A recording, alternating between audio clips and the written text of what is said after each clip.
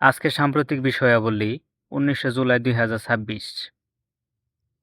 প্রথমেই বাংলাদেশ বিষয়াবলী। ই-পাসপোর্টে নতুন ওয়াটারমার্ক পরীক্ষার জন্য অতি গুরুত্বপূর্ণ। জুলাই ২০২৬ সালের নতুন সরকারি সিদ্ধান্ত অনুযায়ী বাংলাদেশে নতুন ই-পাসপোর্টে ২০২৪ সালের জুলাই গণঅভ্যুত্থানের ৩ বীর শহীদ আবু সাঈদ মীর মুগ্ধ এবং ওয়াসিম আকরামের ছবি সংবলিত ঐতিহাসিক ওয়াটারমার্ক যুক্ত করার সিদ্ধান্ত নেওয়া হয়েছে। আইএলও প্রধানের ঢাকা সফর।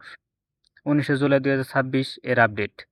আন্তর্জাতিক শ্রম সংস্থার আইএলও মহাপরিচালক গিলবার্ট এফ হংবো ঢাকায় এক রাষ্ট্রীয় সৌজন্য সাক্ষাতে মিলিত হন।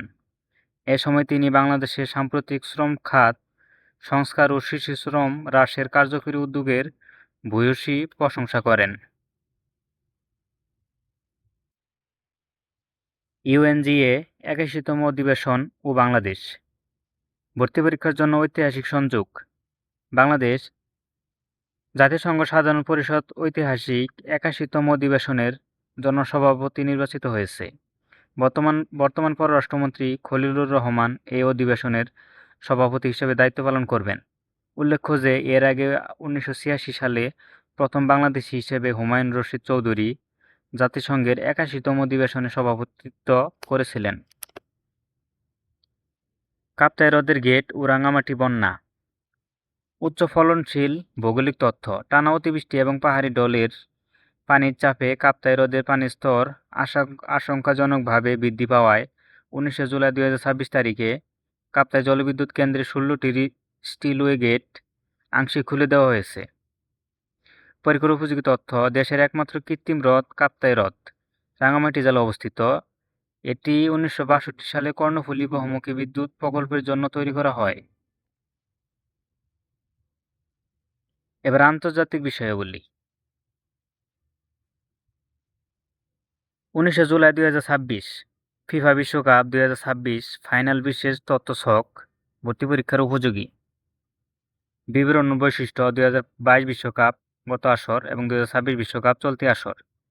বিশ্বকাপ আসর সংখ্যা গতবার ছিল ২২তম আসর এবং এইবার ২৩তম আসর। ফাইনাল ম্যাচ ১৯শে জুলাই ২০২৬। আয়োজক দেশসমূহ গতবার ছিল একটি দেশ কাতার। বর্তমানে যুক্তরাষ্ট্র, মেক্সিকো ও কানাডা যৌথভাবে ৩টি দেশ মিলিয়ে আয়োজন করেছে। মোট অংশগ্রহণকারী দল গতবার ছিল ৩২টি, এইবার ৪৮টি দল। ঐতিহাসিক রেকর্ড সংখ্যক দল। ফাইনাল খেলার স্টেডিয়াম গতবার ছিল লুসাইল আইকনিক স্টেডিয়াম কাতার। বর্তমান stadium MetLife stadium new jersey, যুক্তরাষ্ট্র।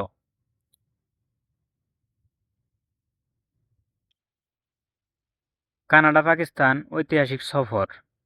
কানাডার পররাষ্ট্রমন্ত্রী অনিত আনন্দ ১৯শে জুলাই ২০২৬ তারিখে পাকিস্তান সফরে যান।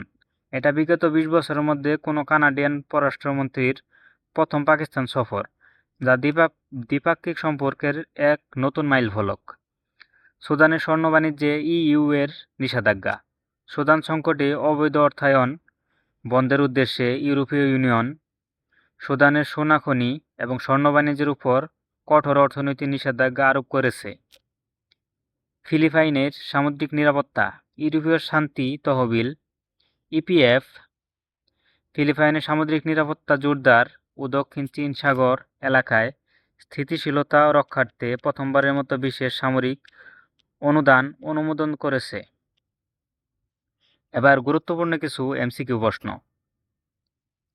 ১৯শে জুলাই ২০২৬ তারিখে অনুষ্ঠিত ফিফা বিশ্বকাপের ফাইনাল ম্যাচটি নিচের কোন স্টেডিয়ামে আয়োজিত হচ্ছে? সঠিক উত্তর মেডলাইফ স্টেডিয়াম, নিউ জার্সি। জাতিসংঘের সাধারণ পরিষদের ৪১তম অধিবেশনে সভাপতিত্ব করা বাংলাদেশি কূটনীতিবিদ কে? সঠিক উত্তর হুমায়ুন রশিদ চৌধুরী। ২০২৬ সালে জাতিসংঘের সাধারণ পরিষদের ইউএনজিএ ৮১তম অধিবেশনে সভাপতিত্ব নির্বাচিত হয়েছেন কোন দেশ? বাংলাদেশ। কর্ণফুলী বহুমুখী পানি বিদ্যুৎ প্রকল্পের জন্য কাপ্তাই হ্রদ কৃত্রিমভাবে কত সালে নির্মিত হয়? সঠিক উত্তর ১৯৬২।